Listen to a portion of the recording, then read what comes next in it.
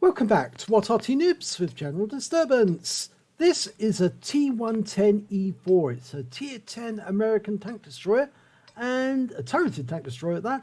And it's located on the south spawn of Pilsen under the command of Captain Ashstorm. Right from the off you can see he's got one mark of excellence on the barrel, so he's played this tank a few times.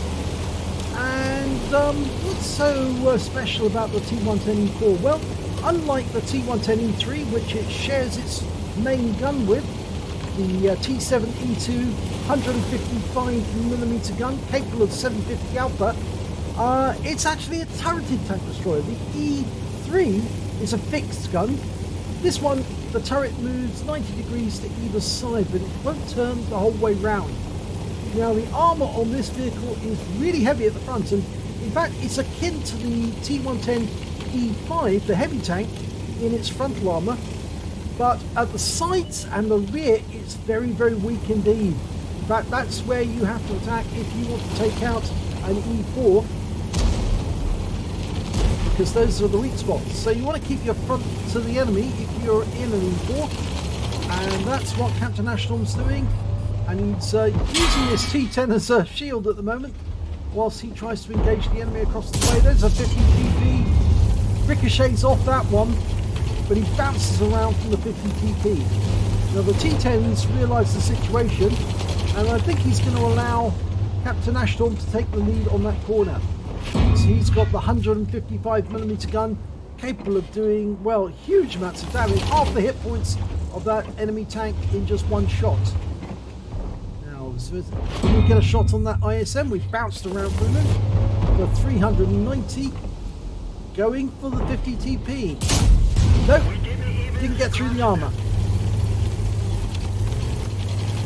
Now the shells can penetrate 295mm of ammunition, of armour rather, and he's got APCR to take it up to 375. But he needs to hit the right spot, and again he's missed it. But you can see the frontal armour's doing its job. The shells are bouncing off the front. They're trying to get the cupola as a weak spot, but they're not having much joy. Okay, 50 TP, fires another one, and it bounces off that turret again. It's a very rounded turret on the 50-ton. The reload time is 15.43 seconds, which is akin to some other tanks of a similar caliber. Okay, dialing in on the 50. No. I recall that the 60 TP, the Tier 10 Polish tank, has got a 152mm gun, and that also takes about 15 seconds to reload. And it's got about the same damage, 750 alpha. And that one did connect, 405 hit points. He did get it through the roof of that 50 TP. So now, can we do some more damage? 50 TP's pulling back. 405 hit points is a low roll. Remember, this does 750 alpha.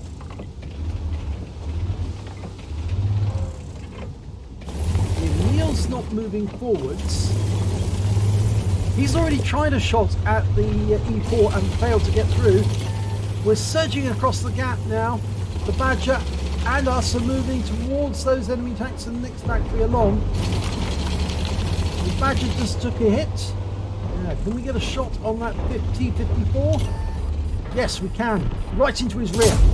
Oh, goodbye. He's back in the garage. 497 hit points off that one. Okay, the 50 TP's there as well.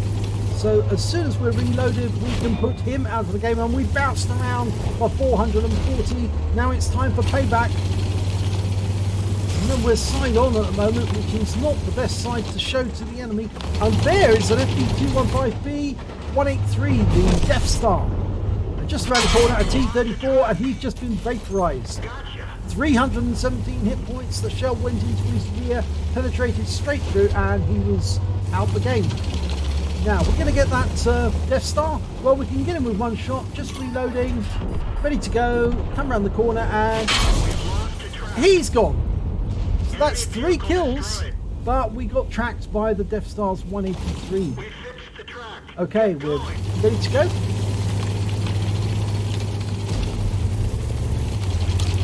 Now we have suffered some damage so far, and you can see quite a few shots that bounce as well. Oh, T30 gone.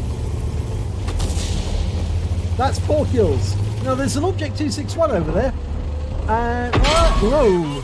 Well, he gets a hit into us, 251, but it's HE. Now, we're about to end that 261's game. Goodbye. And that's 5th kill. One short of getting a top gun now. We've got to find the enemy. There's an Emil over there, and looks like 2 enemies are in our cap area. We're 2 tanks down on the enemy at the moment, but we've got the ability and the power to devastate them. And the Badger's gone back to the other side.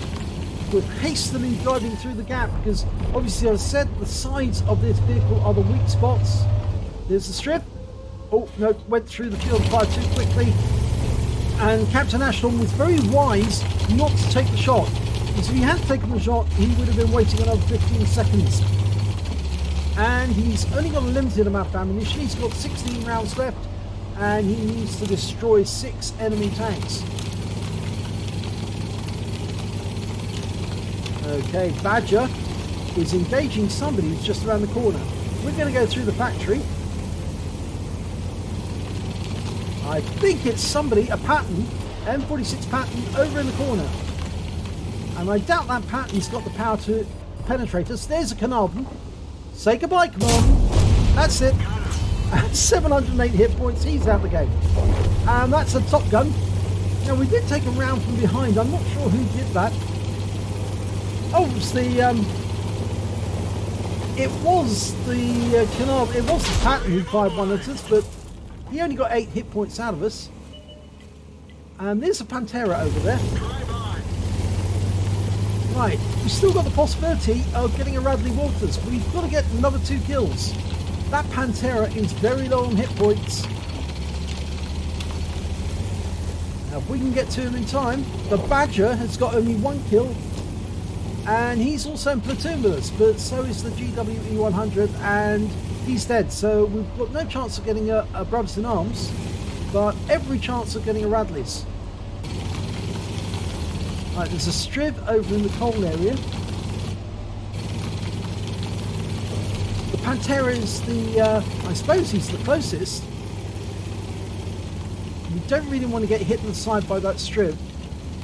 We're going to cross this gap as quickly as we can. And there's a T95, and there's the Death Star, the other FV215B183. And the T95 also got a 155mm gun, albeit it's the T7, which has also got 750 alpha, but not quite the same penetration, I believe.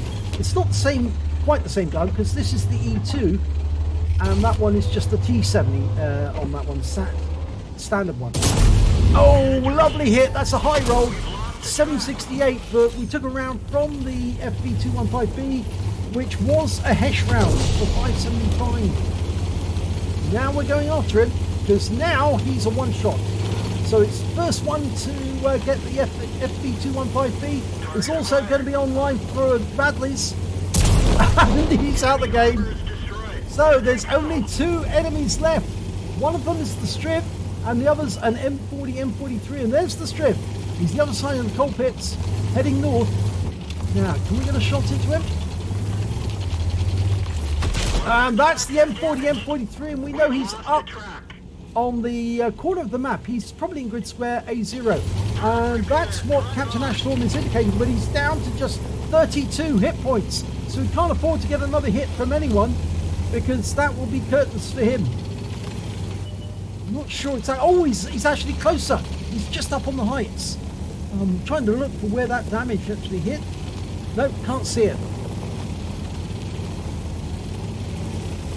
So he's going to go up top and get his Radleys by killing that M40, and the Striv has just been wiped out by the T95. So the M40 is the last enemy on their team, and I think he's either gone round the corner of this house Is he there? No, he must have gone down that driveway round the corner. He's probably trying to run away. I do hope he's not trying to suicide. It's a waste of time trying to suicide. You might as well try and win by fighting. What Arty Noobs players don't suicide, they fight. It's much better picking up more XP by doing more damage to the enemy every time you shoot them or ram them. And hopefully this guy has got that in mind and wants to try and claim Captain Ashtorm's stole by shotgunning him at close range.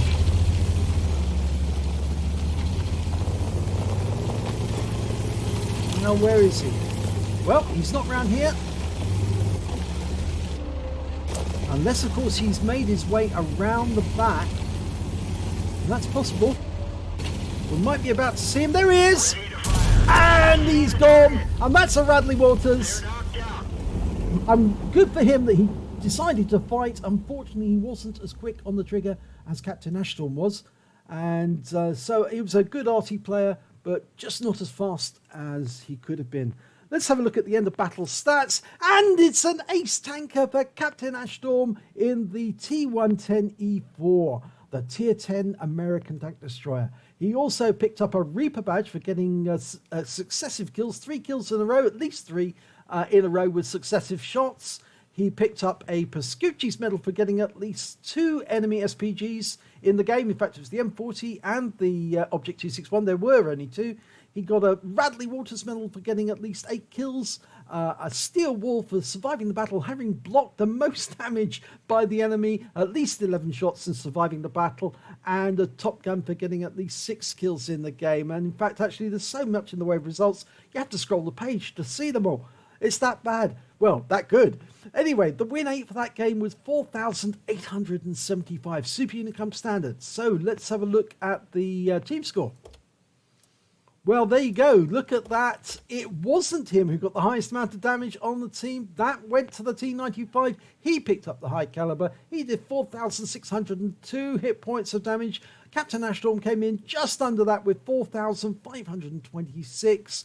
And a short while back was the P44 Pantera, who did 3,482. Special mention to the Badger. He did 2,676 hit points of damage during that game, and he did survive to towards the end.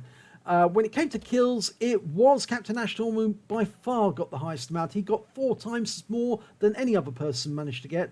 He got 8 kills. The T95 managed to, the Pantera managed to, and one of the Death Stars on the enemy team managed to. And when it came to base XP, again, Captain Ashtorm got the top, 1,164 base experience points. Then came the T95 with 1,141. And lastly, the Badger with 807 base experience points. And a special mention, actually, should go to that Lorraine 15551. He managed to stay alive, even though the enemy went through the entire rear end or the entire south end of the map, but they never found him. I think he repositioned himself well enough to avoid getting killed. So let's have a look at detail report. Well, Captain Ashtorm fired 15 rounds in that battle. He got 13 direct hits and 9 penetration. Splash damage on 1 as well. Did damage of 4,526 hit points, all of it at close range. He received 14 hits from the enemy. 2 of them were penetrations, 10 non-penetrations, but 6 were also the result of splash damage, and one of those included the Hesh round from the Death Star, which actually exploded very close to him and splash damaged him, but it didn't do the full effect. If it had actually done the full effect, he would have been out the game at that point. He blocked damage of 3,890 hit points. He spotted 1 enemy vehicle, damaged 9 of the enemy, killed 8 of them, and did damage assistance of 192 hit points. On a premium account, he earned 55,613 credits, got 27,806 from personal reserve, and 36,149 for completing the mission and events, so his total came to 119,568 credits.